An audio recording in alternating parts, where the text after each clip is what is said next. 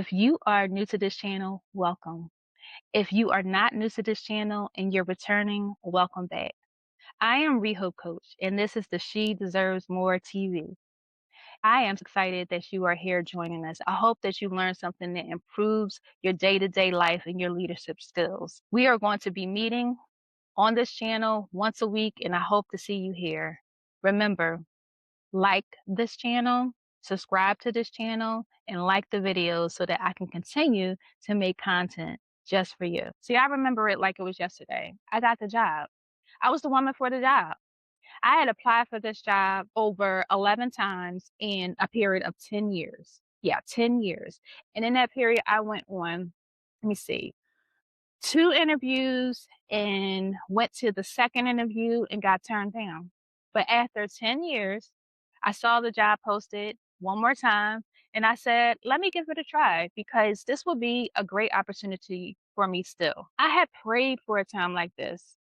I've been in the field of mental health for 20 years and I prayed for an opportunity where it would be less stress, less work, and more of what I could wake up every day and enjoy doing. I sacrificed to be here. I sacrificed for my education, time away from my child, for studying.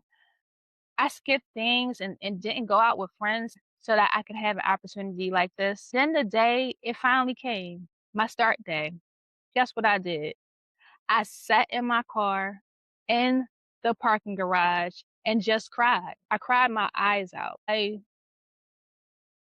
didn't cry because I was happy, because I was terrified. I'm walking into a new territory with people that don't look like me. I have to prove myself. I'm not even sure if I'm wanted there, but I have to show up anyway. I'm the only Black female, the only Black female counselor, the only Black female that's in administration. There weren't even any Black female teachers, and 2 male teachers that were Black. This thing that I had been chasing, why wouldn't I feel excited? I finally got there. It didn't feel like the thing I thought I wanted all this time. I had nobody to say that to.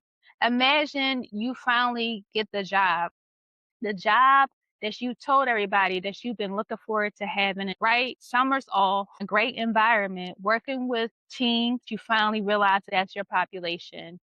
How do I tell my husband that I'm unsure, that I'm unhappy, that I cried in my car after I just left one job? Who tells their husband something like that? Who tells them that something that you finally got feels wrong? Who tells anybody that they work with, their team, something like that?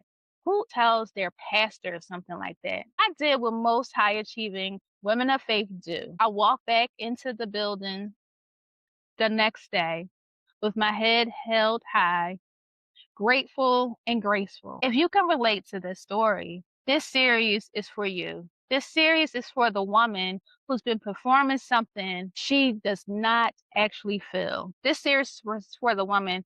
This series is for the woman who has been performing something that she doesn't actually feel and has been doing so for a very long time. High achieving women are trained to achieve their way to the top, to achieve their worth. That starts from childhood, from church, from the schooling that we receive. Our reward is performance based, not for who we actually show up to be. What the training produces is a woman who can name her future goals, current goals, achievements, but cannot name her own grief. This woman can name her plans for the future. This woman can lead a room and cannot answer the honest question about how she's actually doing. This is not a character flaw.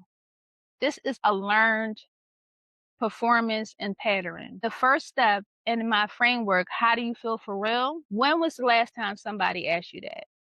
In my framework, I'm teaching you the name, what it is that you actually feel. Before you respond to anything that's in front of you, take the mask off and figure out how you really feel. The promotion can be real, job can be real, new location can be real, title can be real, but nobody put in the welcome packet, here is what it will actually cost you and your family, what it will actually cost your relationships, actually cost your sense of self. When you are finally at the top, and still not feeling like you're enough, those are the things that happen.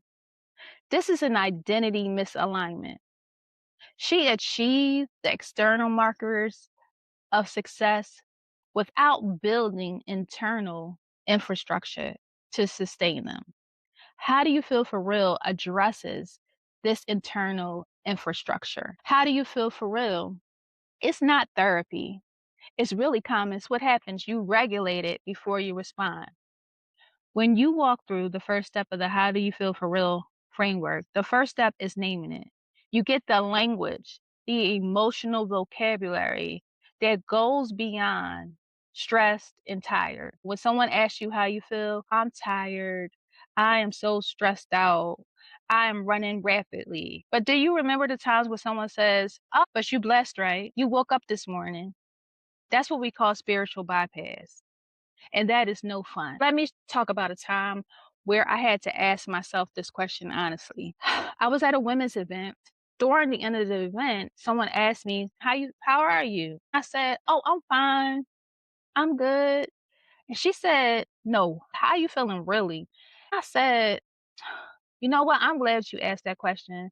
So many people don't ever ask that question. They don't wait for your response. I let her know exactly how I was feeling. I had a rough week. I think back then I had a rough couple of months. Then it gave her the opportunity to talk about how she really felt. She was struggling herself, being the strongest person in her family that everybody was leaning on. She had nowhere to vent. When she felt upset, mad about it, or even irritated about it or tired, she felt bad. She felt guilty.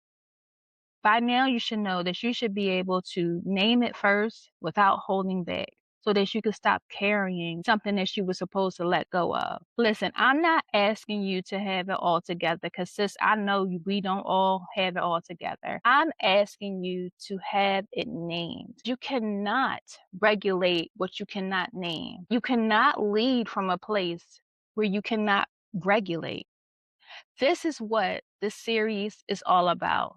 This is what How Do You Feel for Real is all about. The framework, the initiative, the walk. That is what we do every single month in my calm community. That's confident, ambitious leaders on a mission who learn clarity, alignment, liberation, and momentum in my inner circle. If you're ready to stop carrying all of this alone, the link is in the description. Comment the word rest below and tell me how do you feel for real. I read every single comment. Episode number 2 drops next week and it's called The Strong Woman Was Never the Goal. That message right there is going to hit you different. Make sure you tune in.